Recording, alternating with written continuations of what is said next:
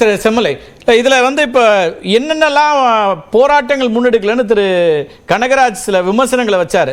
நீங்கள் பல் உடைச்ச எஸ்பி மேலே எந்த நடவடிக்கை எடுக்க சொல்லி கேட்டீங்க, ஆதரவாக தான் குரல் கொடுத்தீங்க, அல்லது வேலை நேரம் உள்ளிட்ட விஷயங்களில் நீங்கள் வாயே திறக்கலை, புதுக்கோட்டையில் நடக்கக்கூடிய சம்பவத்துக்கு போகலை, அப்படிலாம் விமர்சனங்களை முன் வச்சிருக்காரு. அப்போ இந்த போராட்டத்திற்கு வேறொரு நோக்கம் இருக்குங்கிறாரு.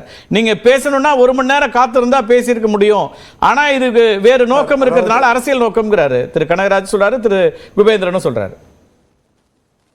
அதாவது எதற்கு போராட்டம் நடத்த வேண்டும் என்பதற்கு ஒரு வரையறை இருக்கிறது, எதற்கு கண்டனம் தெரிவிக்க வேண்டும் என்பதற்கும் ஒரு வரையறை இருக்கிறது. எனவே எங்களுடைய பொதுச் செயலாளர் கண்டிக்க வேண்டியதை அறிக்கை மூலம் கண்டிக்கிறார், போராட வேண்டியதை போராடுகிறார், ஆர்ப்பாட்டம் நடத்த வேண்டிய விஷயத்திற்கு ஆர்ப்பாட்டம் நடத்துகிறார். எனவே எந்த விஷயத்தையும் நாங்கள் அன்ஆன்சரபிளா, அதாவது நாங்கள் எதையும் கண்டுக்காம விடலை என்பதை தோழர் கனகராஜுக்கு நான் தெரிவிச்சுக்கிறேன். ஆனால் தோழர் கனகராஜ் ஒன்று சொன்னார் அவர் பேசும்போது, அதாவது மேற்கு வங்காளத்தில் தொடர் விபத்து நடந்ததால் தான் எங்களுடைய மாநில பொதுச் செயலாளர் ராஜினாமா கேட்டாருக்கிறார். நானும் சொல்றேன், இந்த சம்பவம் முதல் சம்பவம் அல்ல, கள்ளக்குறிச்சி கருணாபுரம் சம்பவம் முதல் சம்பவம் அல்ல. சென்ற ஆண்டு 2023 மே மாதம் எங்கே மரக்காணம் மதுராந்தகம் 22 விசச்சாராய சாவு. எனவேதான் இரண்டாவது முறை அந்த சமயத்திலே முதலமைச்சர் என்ன சொன்னார், இனி விசச்சாராய சாவே இருக்காது. அதெல்லாம் மாற்று கருத்தே இல்ல. இத சட்டமன்றத்துல நீங்க 1 மணி நேரம் காத்திருந்து பேசி இருக்கலாம். ஒரு எதிர்க்கட்சியா தன்னுடைய இடத்தை அது ஏன் உரிமையை பயன்படுத்தலன்னு கேட்கிறாரு. சரி, ரைட். அருமையான கேள்வியை நெறியாளர் கேட்டிருக்கிறீர்கள். நானும் அதாவது கிட்டத்தட்ட 1/4 நூற்றாண்டுகள் சட்டமன்ற உறுப்பினராக நாடாளுமன்ற உறுப்பினராக இருந்து பணியாற்றியவன். அந்த அதாவது கவன ஈர்ப்பு தீர்மானம் என்பது நேரமில்லா நேரத்தில், அதாவது கேள்வி நேரத்திற்கு பிறகு வருவது. கவன ஈர்ப்பு தீர்மானம் என்றால் அதை மென்ஷன் பண்ண, அதாவது அரசாங்கத்துடைய கவனத்தை ஈர்க்க வேண்டும், அவ்வளவுதான். அரசாங்கம் விளக்கம் சொல்லுவாங்க. அந்த கவன ஈர்ப்பு தீர்மானத்தில் விவாதமே கிடையாது. அதை முதலே தெரிந்து கொள்ள வேண்டும். குபேந்திரன் அவர்களும் தெரிந்து கொள்ள வேண்டும், நம்முடைய டாக்டர் அவர்களும் தெரிந்து கொள்ள வேண்டும். கவன ஈர்ப்பு தீர்மானத்தில் விவாதம் கிடையாது, விளக்கம் தான் அரசாங்கம் கொடுக்கும், அதை ஏற்றுக்கொள்ள வேண்டும், அதன் மேல் கேள்வி கேட்கக்கூடாது.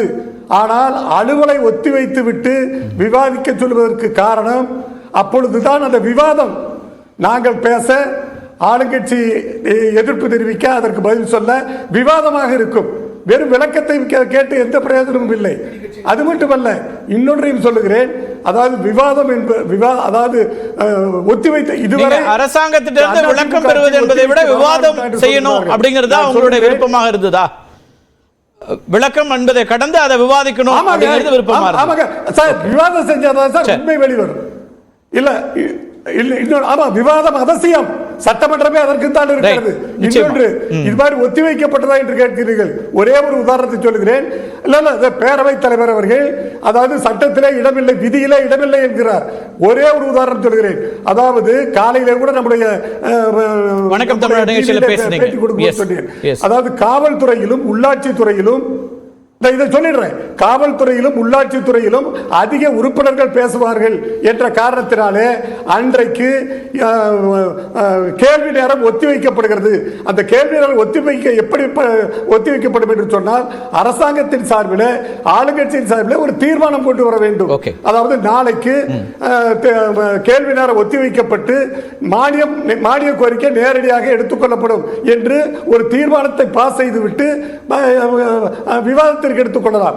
எனவேதான் இது விவாதிக்க வேண்டிய பொருள். நீங்கள் நெறியாளர் சொன்னதை போல விளக்கம் கேட்க வேண்டிய அவசியம் இல்லை. இது விவாதிக்க வேண்டும். விவாதத்திற்கான இடம் தான் சட்டமன்றம், அதுல மாற்று கருத்து இல்லை. திரு கனகராஜ் குறுக்கிட வரும்னா நான் அதை கேட்டுறேன்.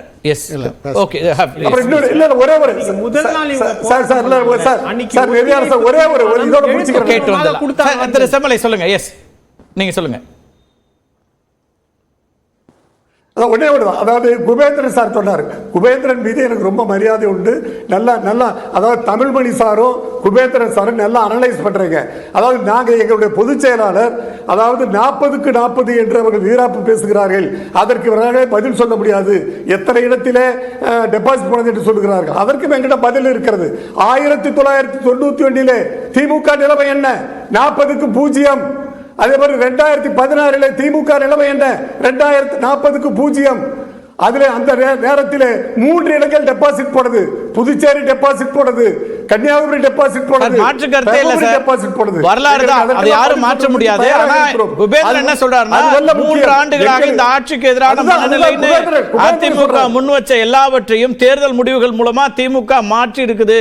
அப்ப அந்த கேள்விகள் வரும்போது அதை எதிர்கொள்றது சங்கடமா இருக்குங்கிறதுனால நீங்க உள்ள போகல அப்படின்னு ஒரு விமர்சனத்தை அவர் முன்வைக்கிறார். முதலமைச்சர் கூட சொல்றாரு 40க்கு 40 நாங்கள் வெற்றி பெற்றதை ஏற்றுக்கொள்ள முடியல உங்களால அப்படிங்கிறார். இல்ல இந்த தேர்தலில் எங்களுடைய வாக்கு சதவீதம் உயர்ந்திருக்கிறது. இந்த தேர்தலில் எங்களுடைய வாக்கு சதவீதம் உயர்ந்திருக்கிறது. திமுக வாக்கு சதவீதம் 6.5% குறைந்திருக்கிறது. எனவே எங்களுக்கு வளர்ச்சி தானே தவிர தளர்ச்சி அல்ல. தெரிந்து கொள்ள வேண்டும். எங்களுடைய வாக்கு சதவீதம் குறைந்ததற்கான காரணம் சென்ற முறை 24 தொகுதிகளில் 2 இடங்கள்ல இப்ப குறைவா போட்டி 2 இடத்துல குறைஞ்சா ஒரு தொகுதிக்கு 3% அடிப்படையில் 6% குறைந்திருக்கிறது. அதுதான் டேட்டா. அடுத்தது நீங்க போன வாட்டி நின்ன தொகுதிகளை விட இந்த வாட்டி 10-12 தொகுதிகள் அதிகமா நின்று 1% கூட்டி இருக்கீங்க. அப்ப நியாயப்படி பார்த்தா எங்களுடைய வாக்கு வங்கி எங்களோட தான் இருக்கிறது.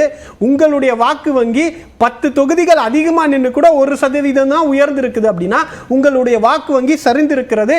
அதை நீங்க சுய பரிசோதனை செய்ய வேண்டிய கட்டாயம் இருக்கு. 2 கேள்விகள் மட்டும் முன்வைக்கிறேன்.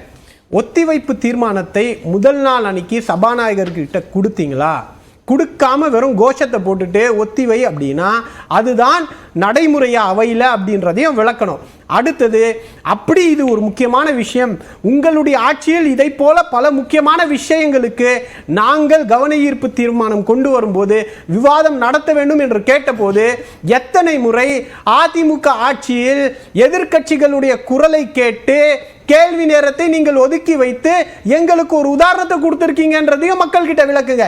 நீங்க உங்களுடைய ஆட்சியில் அப்படி இருந்ததுனால திமுக அப்படி அப்படி இருக்கவே கூடாது. ஆனா சபையில தூக்கி போட்டவங்களை திரும்ப கூப்பிட்டுருக்கீங்களா? ஜனநாயக ரீதியா விவாதம் செய்வதற்கு விவாதம் நடந்திருக்கிறது. ஏதோ விளக்கம் கொடுப்பது மட்டும் அல்ல. அன்னைக்கு எதிர்க்கட்சி தலைவர்கள் கேள்வி கேட்டிருக்காங்க, அதுக்கு பதில் தரப்பட்டிருக்கிறது. முதலமைச்சர் பல முறை பல உறுப்பினர்களுக்கு பதில் தந்திருக்கிறார். அதனால இது அரசியல் ஆக்கணும்ன்ற ஒரே எண்ணத்தோடு அவைக்குள்ள வர்றத உங்களுடைய எதிர்க்கட்சி பொறுப்பு என்பதை அதை நீங்க தட்டி கழிக்கிறீங்க.